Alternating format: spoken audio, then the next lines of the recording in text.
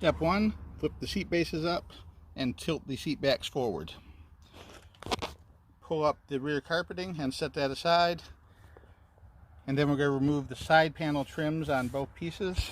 Finger underneath one edge of it, and you lift up like that until it snaps up. And the only reason we're taking that out is it makes it easier to pull the side panels off.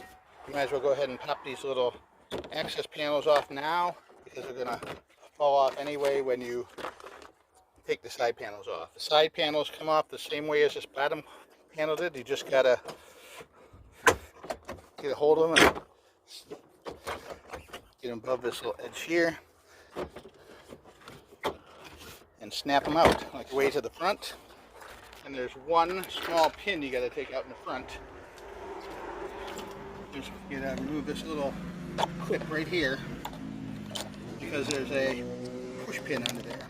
So we're going to get underneath that and pop that push pin out. This side works the same way. Just get a hold of it where you can and pull a little bit like so, and it'll pop right out like that. Come around here and pop this push pin out. Both panels out. Pick up this piece of foam right here. It's usually glued on. You're going to have to pry it up and out a little bit, but it comes right out. Twist and pull and pull. And we're going to just set it back in when we're done, but right now we pull it out, set it aside. You're actually ready to start getting the battery cover off and the plug port on the other side.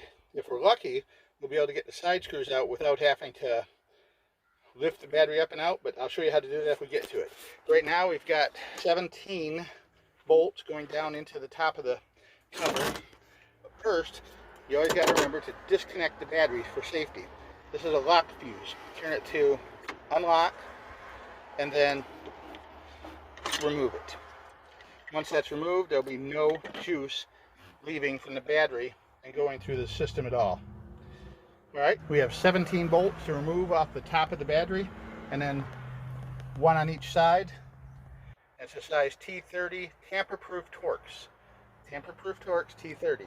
Once those are off, there's going to be two little screws on the sides, 6mm.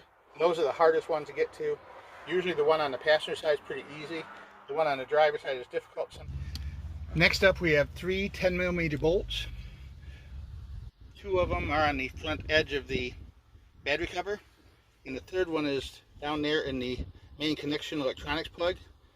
That one doesn't come all the way out, it just loosens up until the junction plug comes out. So let's take those three out. Those are out, and you can see the plug's been removed, and we just set it aside over here. Now we're going to remove these. There's four 8mm screws that hold this plug here in place. We're going to remove those because that's going to be the access hole where we put the extension cord out through. Now comes the hard part. The small flush mounted screws on either side of the battery box. That's the most difficult part of this whole job. And this one's usually pretty easy. If you take this plastic liner and pull it up out of there, like so, just enough room down there to that bolt head. You can see it right there, flush mounted. I think that's a T30. You're going to need to put your bit into the screw and then get a wrench on that and turn it that way. Be about 15 minutes to get out. I used channel lock pliers and a 6mm hex bit to remove it with because the Torx bit was too long to fit into the space. It's not bad. This side here is even a tighter fit. You cannot get it out the way I did. The best way to get this out is with a 6mm Allen wrench, cut down so that the part that sticks out is very, very thin. So you got to get on a grinder and cut part of the Allen wrench off so to get down there and have room to move in that narrow space. The alternative is to remove like 6 or 7 bolts that hold the battery in place. But that's a lot of extra work too, trying to lift it up and do that. That's what I did the first time I did it, and that was a mistake. But we're going to, you know, Daryl's all about the cheating and the workarounds, right? Even if it's the only bolt holding that in is that one way down on the corner. We're just going to take this lid, lift it right up, and get right down there where we need to be. Super easy, super fast. No need to cause a fuss. I'm going to start cutting zip ties. Once you removed zip ties, this big hunk of foam insulation will come off. Set that aside. We're not going to use that anymore. And you'll have access to these wires. These are the wires that charge the battery. The black one is the negative and the gray one is the positive. and they're just wrapped up in here. If you were going to install a charger in here and just have a dedicated plug-in charger, you'd put the charger right down here and run the power cord to the charger out there and connect the charger outlet lines to these two here by splicing and cutting. But since we're going to have multiple Escapes hybrids in our family, and I only want to keep one charger around, I don't want to have to buy like 3 different chargers, I'm going to run a female end of an extension cord through that hole in here and hook the wires to this so that we can either plug in a charger or use one of my hybrids and a jumper cord to start it that way. We're going to tape them up, heat shrink them, and we're almost done here. This is going a lot faster than I hoped. There we go. I brought a hammer. I'm going to use that as a prop rod here so I can make it easier to show you. Here's the female end of an extension cord. I put 1 screw in for right now just to keep it down until I get a chance to do it right. Now we're going to take and put the fuse plug back in and then twist it to on, and we now should have electrical juice going to that receptacle I installed here. Let's get the voltmeter and check it out. And our voltmeter is showing 263 volts DC, which is why it needs charged. This is the charger. You can see the output's 430 volts, 350 milliamps. Input 240 volts. But I've been running it, and most of the people I know run it on 120 volts AC with a regular standard cord.